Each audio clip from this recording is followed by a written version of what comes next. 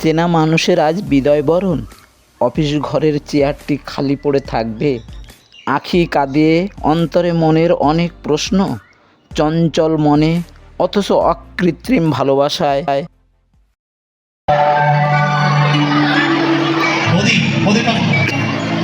সম্মানীয় প্রধান শিক্ষক শ্রী শেখর বিশ্বাস দিলীপদার প্রতি শ্রদ্ধা জানালেন।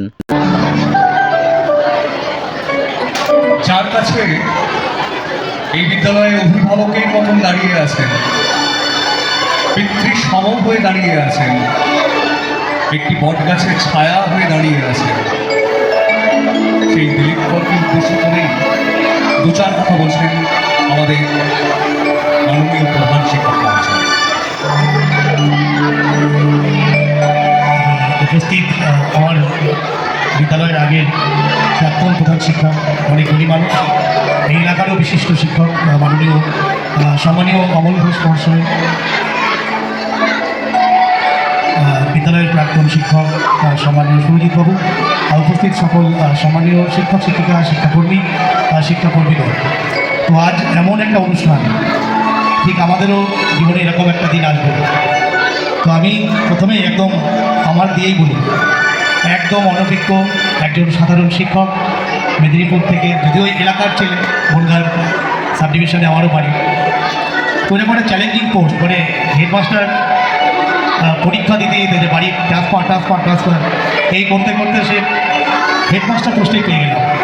এবং এমন একটা বিদ্যালয় পেলাম যেখানে অনেক বুড়ি মানুষ, আমার বর্তমান যারা সম্মানীয় শিক্ষক শিক্ষিকা, এরাও খুব অনেকখানি আমাকে এগিয়ে নিয়ে যেত। মানে আমি যে এত বড় একটা দায়িত্ব পালন করব, ঠিক তাদের মধ্যে একদম পিতৃতুল্য। মানে দিলীপদার টাইটেলটাও আমি এই বই যখন লেখা বেরোই তখন যেন টাইটেলটাও জানলাম। আমি দিলীপ কুমার পর এতখানি জানতাম না, দাদা বলেই প্রথম দিন থেকে। এবং একজন মানুষ কাজের জায়গায় এতটা ভালোবাসতে পারে, আমি এত বড় দায়িত্বে থেকেও জানি না এতখানি ভালোবাসতে পারি কিনা।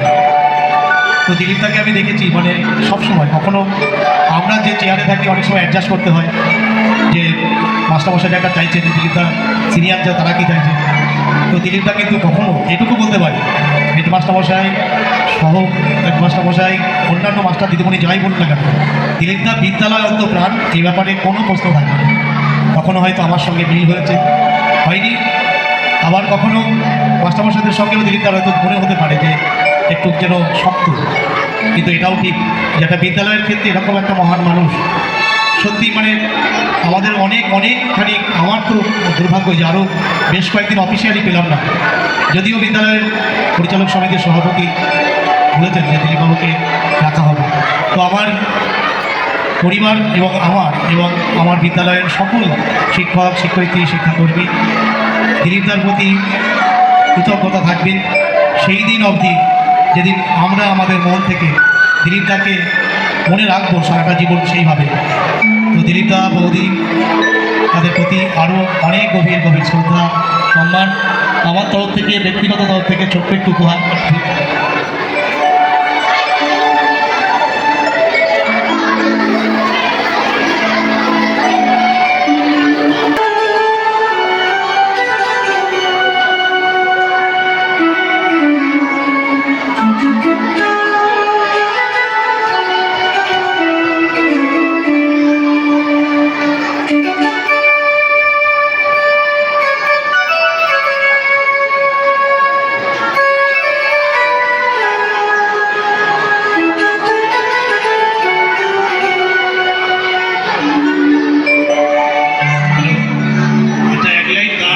ভেবেছিলাম, এটা আমার ইচ্ছাও। তো চলুন আজকে একটা বিদায় বেলায় সবাই মিলে, যদি অনলবাবু গিয়েছে, একদিন সবাইকে এরকম হারিয়ে যেতে হবে। তো যখন পড়বে না ওর পায়ের চিহ্ন, কবিগুরু ঠাকুরের দুলাইন গান,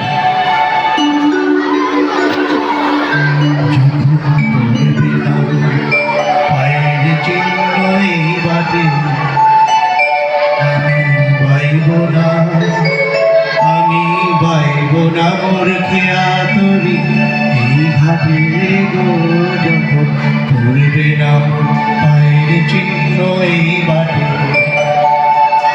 চুকিয়ে দেব বেচা কেনা, মিটিয়ে দেব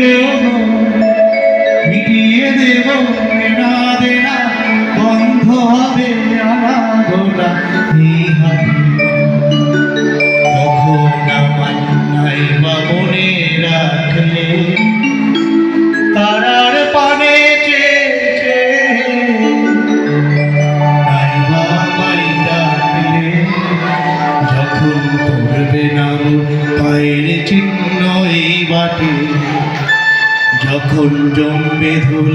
কানপুরা তার তার গোলা কাটালতা কাটালতা উঠবে ঘরের দ্বারগুলা জন্মে ধুলা কানপুরা তার তার গোলা ফুলের বাগান ঘন ঘাসে পড়বে সজ্জা বনবাসে শ্যাওলা এসে ঘিরবে দিঘির ধার গোলা তখন আমার নাইবা মনে রাখলে তারার পানে চেয়ে নাইবা মাই ডাকলে যখন পড়বে নাম পায়ের চিহ্ন এই বাটে। অনেক ভুল ত্রুটি দিলীপদার সাথে আমি করেছি, আমি দিলীপদার কাছে ক্ষমাও চেয়ে নিচ্ছি, কোনো ভুল ত্রুটি থাকলে ক্ষমা যেন করে নেয়।